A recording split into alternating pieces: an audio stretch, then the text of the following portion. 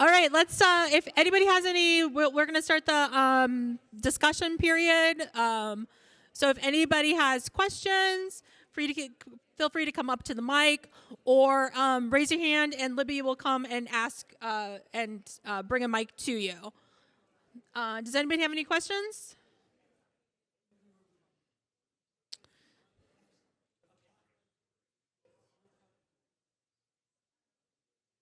No questions?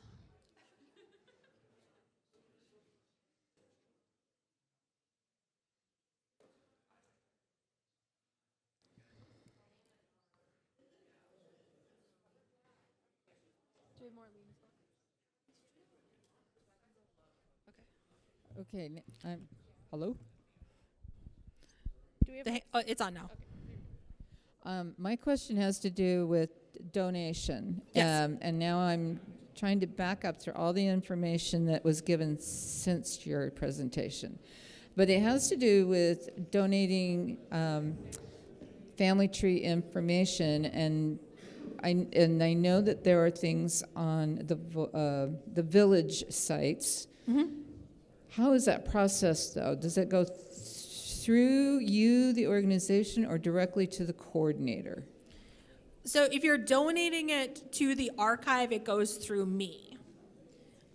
If you give it to the village coordinator, it doesn't necessarily come to the archive, to the Heritage Center, and it's only available to the village coordinator. So if you want it available to everybody, it's best to donate it to the Heritage Center. Or both paths.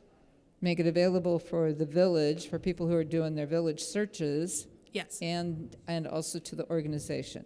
Correct. Okay. Great. Any other questions for our speakers? Oh.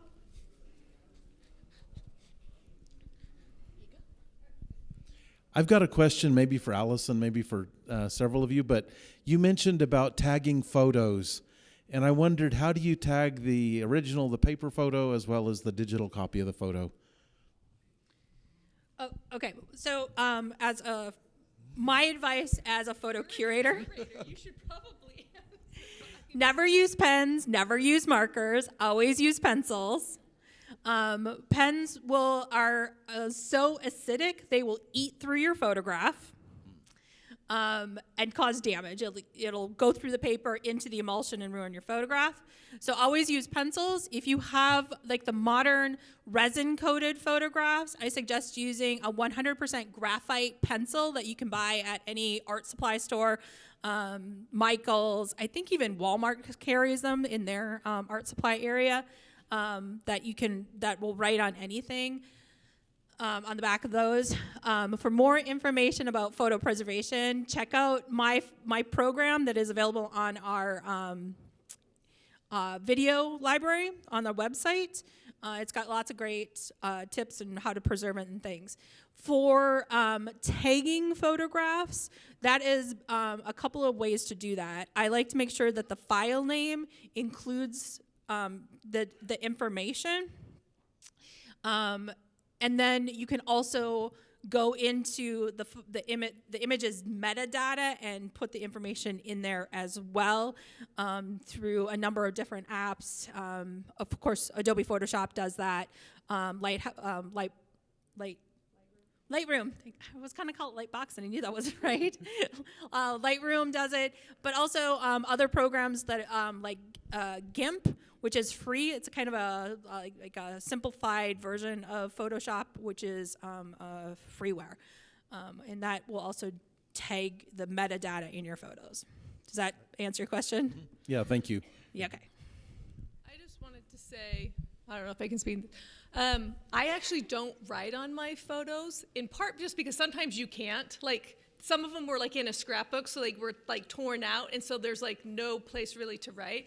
I usually write on like 3x5 cards, because then you can put picture and the 3x5 card next to it in the photo sheets. So that just is one other kind of, there's also, you can get like archival paper that you could put in with your photo, so then you don't actually have to write on it.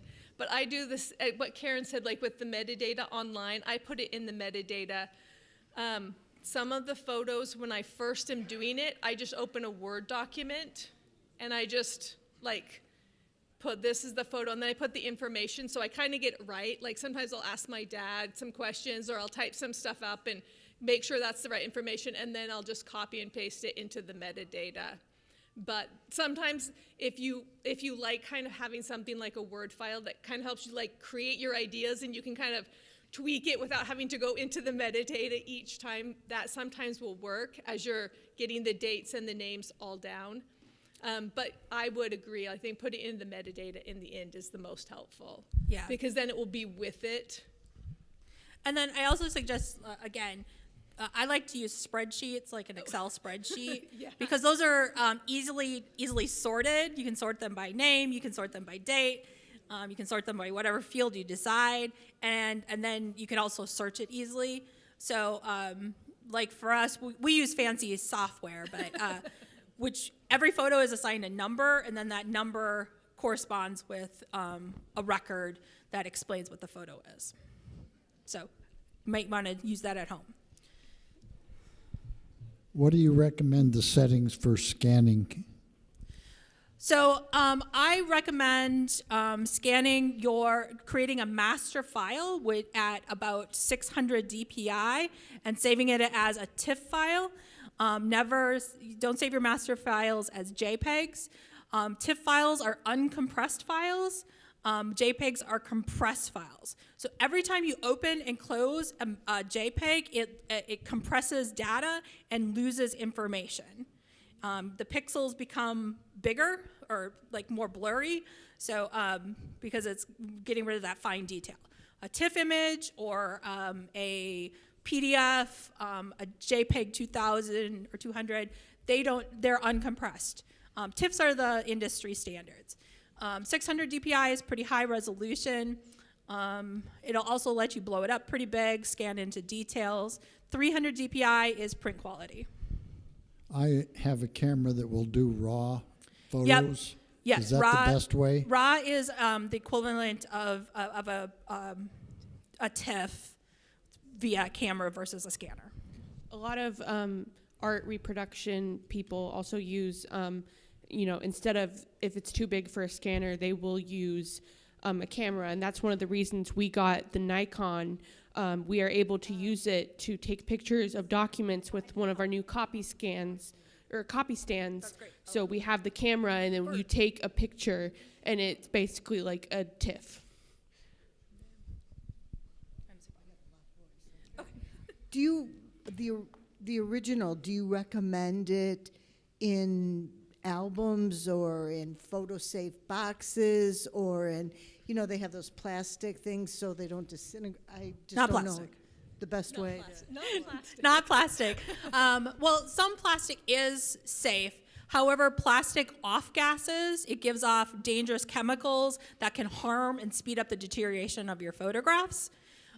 So I recommend you can do archival boxes. Archival boxes are a great way to sort photographs. Albums are good too, but albums take up about 3 times the amount of space. So depending on how much storage space you have, you can do that. I don't put any sticky stuff on the back of your photos if you're putting them in albums. There is no such thing as archival tape. I know that they sell those archival dots. That's not true. So there's no regulation on the word archival. You can put archival on anything. Look for something that says PAT approved. That is the photo activity test. And that means it has met national standards that it will not harm your photographs. So it's acid-free, lignin-free, and won't off-gas to cause harm. Now, you can buy, there's lots of scrapbooking stores that offer things that are PAT approved. You can also go through some archival supply stores like Gaylord, University, Hollinger, all of those as well. Again, check out my program. I've got lots of great information on photo preservation on there as well. Okay, thank you very much. Today's was an excellent program. I learned so much. But little background, my wife and her family are the Germans from Russia. Yes. My family and my ancestors are Germans that left with Mary Teresa and went to Hungary. But from doing research, you guys have helped me so much with my research. Oh, good. I was able to get my family going back to 1630s Wow. by the processes and things I've learned here. Good. But my wife's family, the Klein family, is from Baden-Baden, which ended up going to Russia. My family is from Kichlingsbergen, which is about 30 kilometers away from Baden-Baden, but it was part of Austria, and Oh, they wow. went to Hungary. Stories are very similar, and we've been very active in that community. I just wanted to share with you guys that I've done a ton of research thanks to your help. Okay. And we just completed a documentary on my mom's story. It's called Omi, and Omi documentary. It's on Google, and she's going to be 94 in January, and it tells her story of being driven from their homelands and post-World War II. A little different history than the Germans from Russia, but a lot of very similar things. So just wanted to thank you guys for all that you do, because it's very, very helpful. Well, thank you. We appreciate that.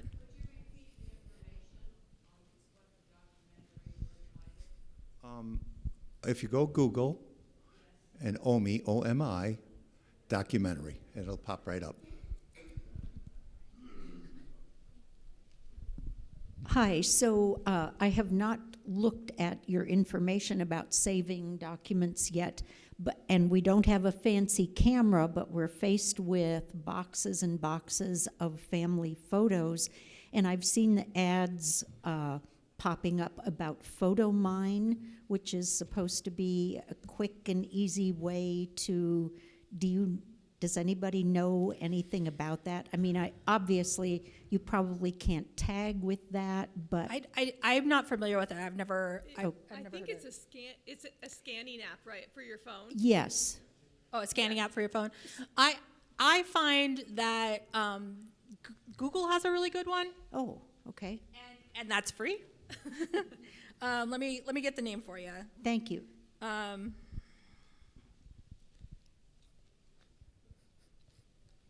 Let's see. Okay, it's called Photo Scan. So, Photo Scan, one word. And the nice thing about this one, again, it's free, but it'll ask you to take 4 photographs. So, one on each corner, and then it creates an algorithm that removes any glare, and that's a great way to do it.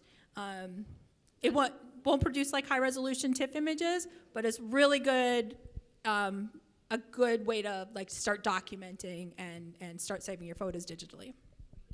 I've used that before too. Is that the photo scan? The photos. Yeah. Yeah, you can get it on both iPhone and in the Play Store.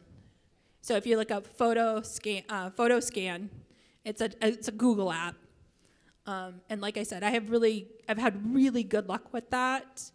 And I was actually recommended that from other archivists that use it. So I like that one. What do I do with slides? Oh, like 35 millimeter slides? You send them off to a company and Yeah, they digitize them. that is probably the best solution. There are fancy slide scanners you can purchase, but if you don't have a lot of them, then it's probably not worth it. But there are several services out there that will digitize those for you. Just make sure that just research them and be careful. Make sure, again, that you ask for high-resolution TIFF images. Don't let them give you JPEG images. And ask them about how their file naming structure. If that makes sense? Do they have libraries here that have stuff like that? I was going to say, that's Some- the only other place I could think of that Yeah. might have it. Some libraries do have like maker spaces that might have a scanner that you can use. Another way of doing it that's a little complicated is using a light box, like an old-fashioned light box, And then taking like your camera, like a nice camera, and photographing it that way. But you have to be, again, you have to worry about glare and all that kind of stuff. So honestly, it's easiest just to send them out or buy a fancy scanner. I have two questions. First is it more preferable to, like I have a scanner with a copier. Is it preferable to photograph rather than scan? Can you damage the photograph with the highlights at those? No. So there have been, the Image Permanent Institute has done numerous studies about the amount of light damage caused by scanners, and it is minimal, and the continued handling of the photograph is a much higher risk. So the light damage caused by the quick burst of light from a scanner doesn't cause any doesn't cause damage. And then you had mentioned writing on the back of a photo, and I hear that some inks, marks a lot, stuff Again, like that. I said no inks. No inks. No pens, no markers, no inks. Use a pencil, please. Pencil's the best. Pencil's the best. And like I said, there's special pencils out there that will write on the resin-coated or the modern plastic-coated photos as well. Okay. Thank you. Oh. She's coming your way. Oh, okay. This question's for Carolyn. So Carolyn, and I have a big family reunion coming up, and I'm going to have family members pair up and tell their story. And I taught junior high age for 30 years. And one of the things that I'm trying to do and having some success with that age group is telling them, leaving a legacy is just not about when you die, you left a legacy. You can build your legacy at 13 years old. And so I loved the idea that Carolyn just showed us, where we record our story. And I think that can be easily done at a family gathering or when you're just with your grandchildren. My question to you is, after they get the recording, surely there's a way that you can print that. Print their story that they just recorded.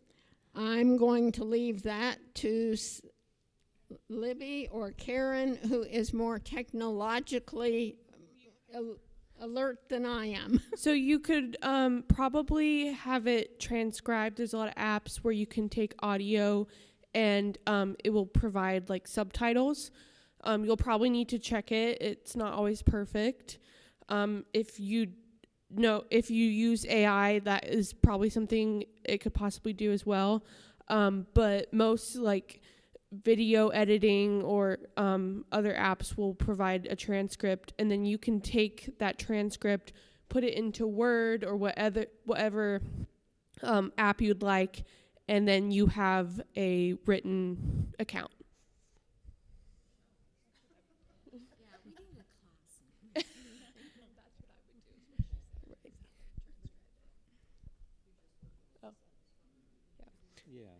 So like voice memos or like your notes app, a lot of phones you can transcribe, so you can just speak into it and it will transcribe it for you. I always recommend looking and editing just in case. Technology is not perfect, and so just having a once-over is really good. But yeah, that's probably your best bet, and it's something that's already on your phone. About the pictures, I assume it's not a good idea to put the information on a gum label and place the gum label on the back of the photo. Or are we running into bleaching you're again? Asking me about, he's asking about labels on the back of the photographs. My experience as a photograph curator for 25 years is they fall off. Yes. So I don't recommend using labels. Because first, they're acidic usually. They'll leave behind a residue. and they'll just fall off, and then you'll just have a bunch of labels at the bottom of your box, and no idea where that label goes to.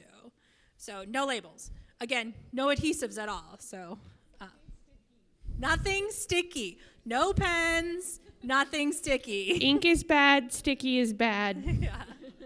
Here's my general rule for preservation. Never do anything that cannot be easily undone. So you can always erase a photo, erase a pencil. You can't remove tape because there's always going to be a residue. Same goes with I'm a big fan of Post-it notes, but Post-it notes also fall off, and they also will potentially cause damage as well. So they're a great temporary solution. Any other questions for our panelists? I have a comment. Okay. Our daughter worked at a historical society museum, and she would just put a number on the photo and then numbered the index cards. So in case they would get lost, that that index card, if it's 23, goes with photo 23, and then just put the 23 in pencil on back of the photo. That's what I said when I was talking about the Excel spreadsheet, is that we use a numbering system on the back of our photographs, and then those numbers match and the photos. The record for that information. Right. So we have a very complex numbering system that is based off the year it's donated, the donor number, and then the item within the donation.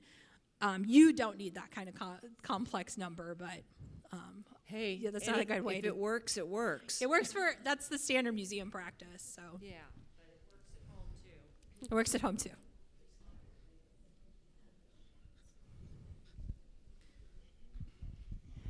This is a comment about dating a picture. There were 2 photos that you showed us that had cars in them, and you didn't say anything about the cars. The cars are easily identifiable by year, and that would give you a clue. Another good way to do that too is, because cars last for a long time, is always check the license plates. A license plate often has a year on it as well. Yeah. No, I just personally don't know as much about cars, but yes, every time I look at a picture with my uncle, he's like, wait, it's a 1955 Studebaker? I'm like, I have no idea. But if you say it is, I'm gonna go. But yes, cars are a big piece of dating photos as well. So another good way of dating photographs as well, that a couple tricks for me, is if you see anything that has like a movie poster in it, IMDb is great because it'll tell you when that movie came out. City directories will tell you when a business was in business. So there's a lot of ways to date photos like that, besides hair and clothing and all that kind of stuff. I do have a recommendation for a book. And you're probably familiar with this, but there's a big, thick green book called Dressed for the Photographer that breaks down fashion in the United States by decade up until the 1900s. It is expensive, but you can usually interlibrary loan it through your public library, and it's a wonderful book, gorgeous pictures. And then there's also a website called the Costumer's Manifesto that will also help you pin down clothing styles, hairstyles, that kind of stuff. I have one caution about some of the things that last a long time. Cars, refrigerators, just anything that lasts a long time. People that I come from didn't have a lot of resources. They often were using what had been discarded by somebody else when somebody else got something new, and then it was new for them. So if I were to try to date by when I saw that this was this model car, or when they were using that kind of refrigerator, I would be way off again. Hi, I was wondering if you have photos or inherit photos that you have no clue and no way of tracing, but you have the photographer who took them, but they could be out of business. Do photographers often have a person that they give those the film there to, if you know what I'm saying, the negatives to, so there's a way of trying to trace who's in those pictures? Or? So it kind of depends on the photography and the photography business. Some photographers kept ledgers, but those ledgers didn't always survive and weren't always preserved. The problem I've encountered with ledgers is it tells who paid for the photograph, not necessarily who's in the photograph. Because the photographer doesn't care who's in the photograph. He only cares who's paying for that photograph. To do that, you would have to, they're listed chronologically, so you would have to still know when the photograph was taken. So sometimes it works, but in my 25 years of being a photo curator, I have seen 3 ledger books for photographers. And again, they tell you who's paying for the photograph, not necessarily who's in the photograph. So they can be helpful, but they're pretty rare, actually. I find the most helpful thing is just for dating the photo, like to find out when that photographer was in business and kind of saying like, okay, this photo would have been taken during this time period. But for it to actually say like who was in the photo, it's not. You'd have to find a museum maybe that already had some of his photographs or her photographs that were tagged. That would be the only other thing. I know some museums will have a collection from a photographer, and sometimes they just already are tagged. And that would be the place I would look to find if they would have information. Any other questions?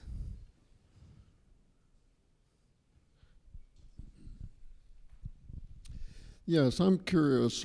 I have a ticket that was purchased for my grandfather from Saratov to Portland, Oregon. The person that bought the ticket was a Fred Schwan, S-C-H-A-W-N.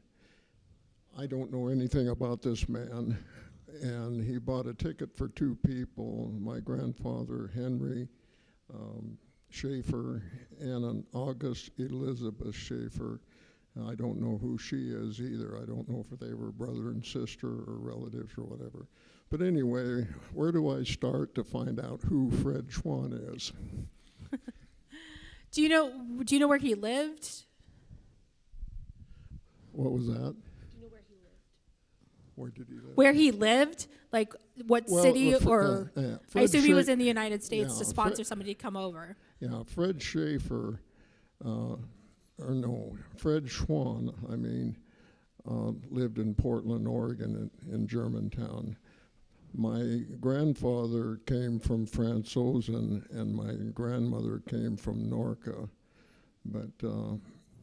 and they both settled in Portland, and so that's where I started from. So I guess I would start with just kind of trying to see what you can find about him through like family search or ancestry or something like that. Maybe check the like newspapers.com or some other resources like that. City directories in Portland might be helpful as well. That'll tell you if he was like in a business or what kind of business he was and where he lived. So you can create his history. And my guess is he'll be some sort of relative or a neighbor of a relative, or there were people that would sponsor people to come over, and then the people would pay them back. Here in Lincoln, it was pretty common for the Amon family to do that. So, but yeah, I would say you'd have to do a little genealogy research on him and see what you can find.